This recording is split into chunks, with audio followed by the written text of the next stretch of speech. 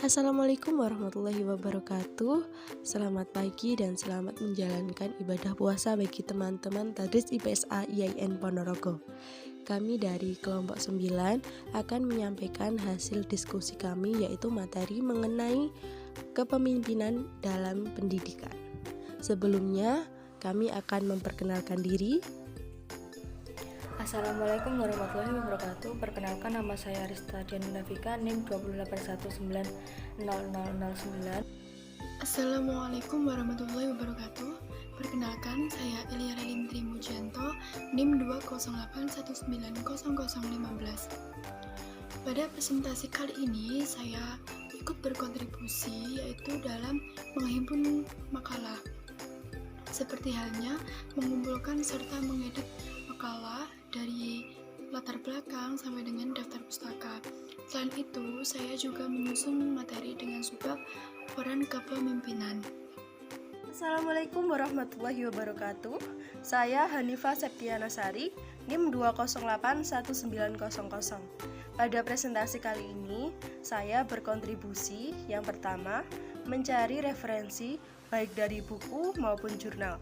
Yang kedua, menyusun makalah dengan subtema yaitu tipe kepemimpinan dalam pendidikan. Yang ketiga, membuat PPT, dan yang terakhir, menghimpun dan mengedit video. Assalamualaikum warahmatullahi wabarakatuh. Perkenalkan, nama saya Arista Dian Munafika, NIM 2819009. Di sini saya ingin menjelaskan tentang konsep kepemimpinan. Kepemimpinan sendiri mempunyai arti yaitu sebagai kemampuan untuk mengarahkan dan meyakinkan bawahan atau staf agar secara sukarela melakukan aktivitas kerjasama mencapai tujuan. Banyak definisi yang dikemukakan para ahli tentang kepemimpinan yang tentu saja menurut sudut pandangnya masing-masing, yaitu sebagai berikut.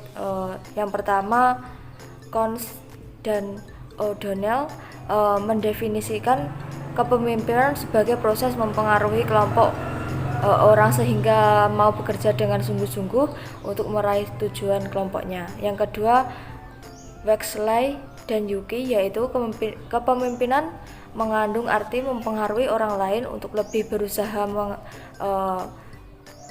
mengarahkan tenaga dalam tugasnya dan merubah tingkah laku mereka.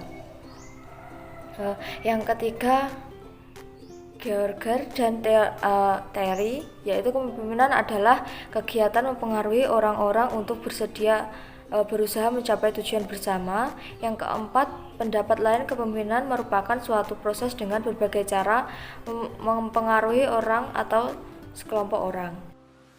Dari beberapa definisi tersebut ada unsur pokok yang mendasari sudut pandang, yaitu yang pertama, sudut-sudut yang mendasari yaitu kemampuan mempengaruhi orang lain antara kelompok atau bawahan. Selanjutnya, kemampuan mengarahkan atau memotivasi tingkah laku orang lain atau kelompok. Dan yang terakhir adalah adanya unsur-unsur kerjasama untuk mencapai tujuan yang diinginkan. Yang kedua, sifat dasar kepemimpinan, yaitu yang pertama, kecakapan memahami individual. Yang kedua, kemampuan untuk menggugah semangat dan memberi inspirasi. Dan yang ketiga yaitu kemampuan untuk melakukan tindakan dalam suatu cara yang dapat mengembangkan suasana untuk memenuhi dan menimbulkan dan mengendalikan motivasi. Oke, saya akan melanjutkan materi selanjutnya, yaitu dengan subbab tipe kepemimpinan dalam pendidikan. Berbagai gaya atau tipe kepemimpinan banyak kita jumpai dalam kehidupan sehari-hari, termasuk di sekolah. Tipe kepemimpinan yang dikenal dan diakui keberadaannya dalam manajemen pendidikan yaitu yang pertama, kepemimpinan otokratik. Seorang pemimpin yang tergolong otokratik memiliki karakteristik yang egois. Dengan egoismenya, pemimpin otokratik melihat peranannya sebagai sumber segala sesuatu dalam kehidupan organisasi. Seorang pemimpin yang otokratik memiliki sikap sebagai berikut.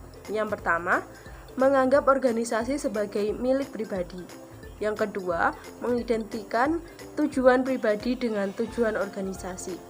Yang ketiga, menganggap bawahan sebagai alat semata-mata. Yang keempat, tidak mau menerima kritik, saran, ataupun pendapat.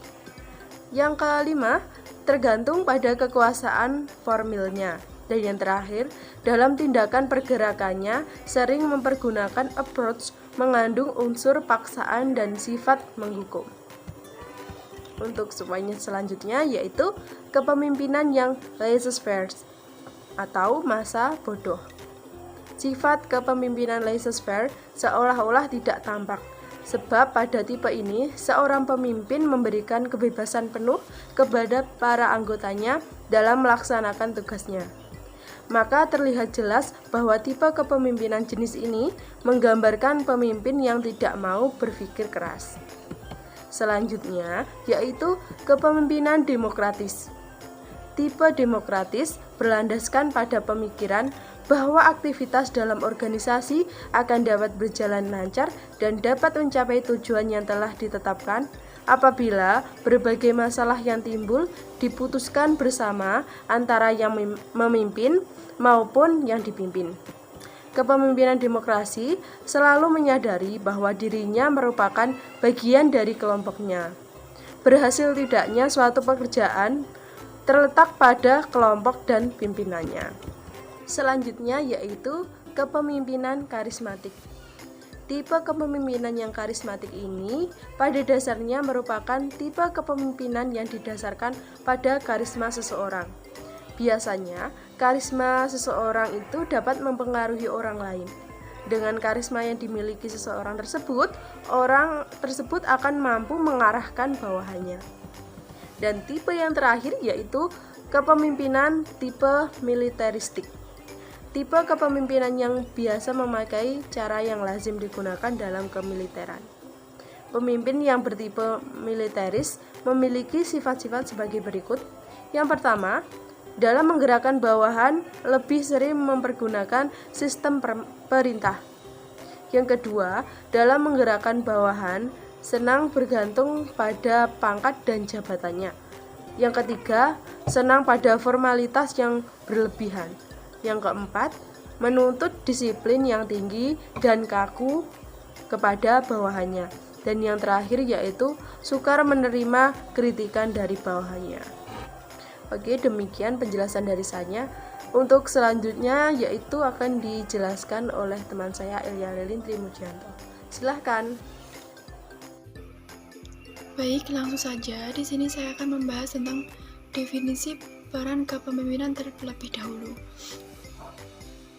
Jadi, peran kepemimpinan merupakan seperangkat perilaku yang diharapkan dilakukan oleh seseorang sesuai dengan kedudukannya sebagai seorang pemimpin.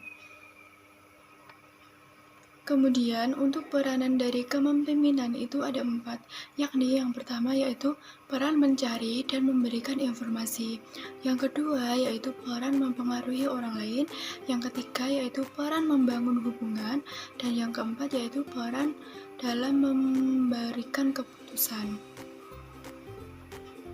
Baik, yang pertama yaitu peran mencari dan memberikan informasi. Nah, dalam proses ini, jadi seorang pemimpin itu harus memberikan informasi yang faktual dan informasi tersebut harus benar-benar sampai kepada komunikan yang dituju dan memberikan manfaat yang diharapkan. Informasi yang disebarluaskan itu harus secara terus-menerus dimonitor agar diketahui dampak internal maupun eksternalnya.